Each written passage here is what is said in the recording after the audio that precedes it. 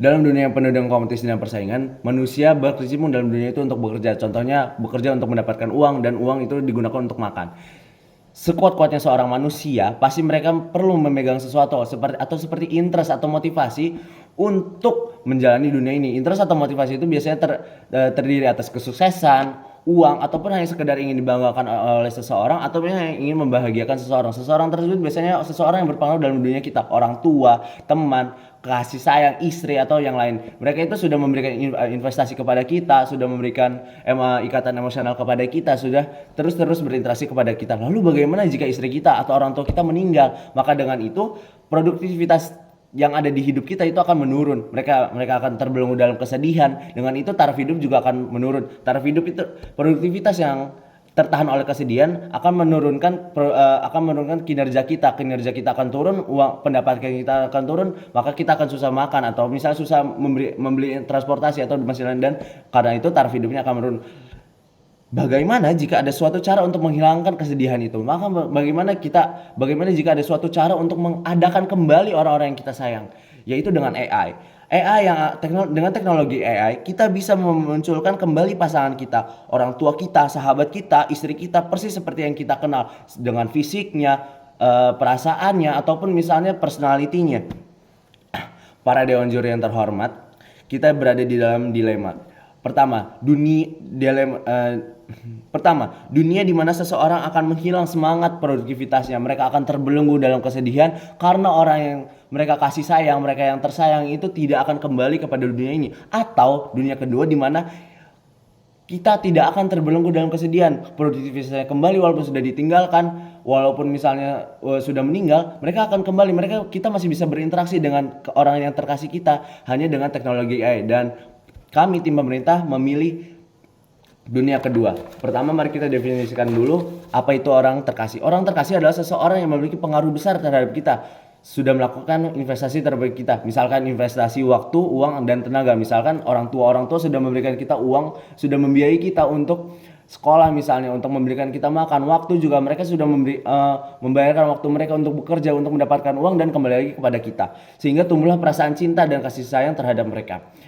Lalu kita bahas mekanisme robot AI ini. Dengan asumsi teknologinya ada, AI akan dibuat oleh pemerintah dengan perusahaan yang terpercaya yang tidak akan membeberkan rahasia orang yang akan direkayasa. Pertama, seseorang harus mendaftarkan dirinya kepada pemerintah melalui screening kesehatan dan kejiwaan agar tidak terjadi hal-hal yang tidak diinginkan jika sudah berinteraksi dengan robot tersebut. Misalnya mereka menjadi tambah sedih karena melihat proyeksi AI tersebut ataupun masih banyak lagi. Yang kedua, segala informasi yang akan diintegrasikan kepada AI tersebut berasal dari arsip informasi yang dimiliki pemerintah, kesaksian orang yang meminta, dan juga orang terdekat selain yang meminta. Lalu perlu disadari bahwa perlu ada konsensus di mana suatu robot itu harus dimiliki oleh siapa, karena AI itu hanya memiliki satu orang satu AI. Mereka tidak boleh ada identitas ganda karena akan merusak hukum moral atau akan melanggar hukum moral. Suatu orang itu tidak boleh digandakan atau misalnya diduakan karena mereka itu hanya unik seseorang. Kalau misalnya mereka ada dua orang, mereka itu bukanlah orang, atau misalnya mereka hanya clone, mereka hanya cloningan yang tidak asli, mereka tidak original seperti itu. Lalu yang ketiga, AI akan diberikan kepada seseorang di saat ia sudah melaksanakan latihan dan bimbingan dari psikolog demi pencegahan ketergantungan dan tetap fokus kepada realita yang ada. AI diberikan masa hidup per harinya 2-3 jam karena menurut psikologi sudah cukup untuk interaksi per harinya.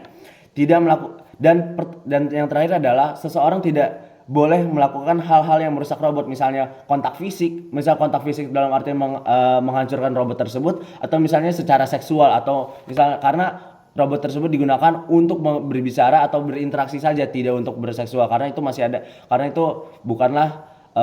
itu adalah hal yang tidak etis. Lalu kita masuk kepada argumen prinsip. Pertama, manusia itu berhak untuk bahagia. Pemerintah wajib memberikan kebahagiaan itu melewati fasilitas-fasilitas yang ada. Kebahagiaan seseorang didapatkan dari berinteraksi dengan orang terkasihnya, misalnya sekedar mengobrol, bercerita, curhat, dan lain-lain. Dengan AI ini, semua dapat merasakan kebahagiaan walaupun orang terkasihnya sudah meninggal. Karena AI itu merekayasa orang yang benar-benar seperti dahulu kala saat masih hidup. Maka dari itu manusia bisa berinteraksi sesuai dengan bond yang dulu, keikatan yang dulu mereka bisa berbicara seperti dahulu kala, misalnya sahabat, mereka akan memiliki jokes internal yang sama, mereka akan merasakan keberadaan yang sama. Maka dengan itu uh, dengan AI ini manusia akan mendapatkan kebahagiaan dan mendapatkan akses kebahagiaan dari pemerintah dengan robot AI ini. Yang kedua, negara perlu warganya untuk meningkatkan taraf hidupnya. Dengan warga meningkatkan taraf hidupnya, maka berbagai sektor di negara tersebut juga akan meningkat. Warga akan meningkatkan taraf hidupnya dengan cara berjuang untuk bekerja keras atau hanya sekedar memperbarui diri jika ada seseorang yang berharap mengeceknya. Dengan itu, dalam artian itu adalah orang yang terkasihnya. Orang tersebut menjadi tempat pembuktiannya. Lalu bagaimana jika udah meninggal? Mereka tidak ada orang yang untuk tempat mengeceknya, tidak ada orang yang untuk tempat curhatnya, maka orang-orang tersebut tidak akan meningkatkan taraf hidupnya, dan oleh karena itu negara akan turun kualitasnya, tidak akan ada pertumbuhan ekonomi secara sosial ataupun secara militer misalkan seperti itu.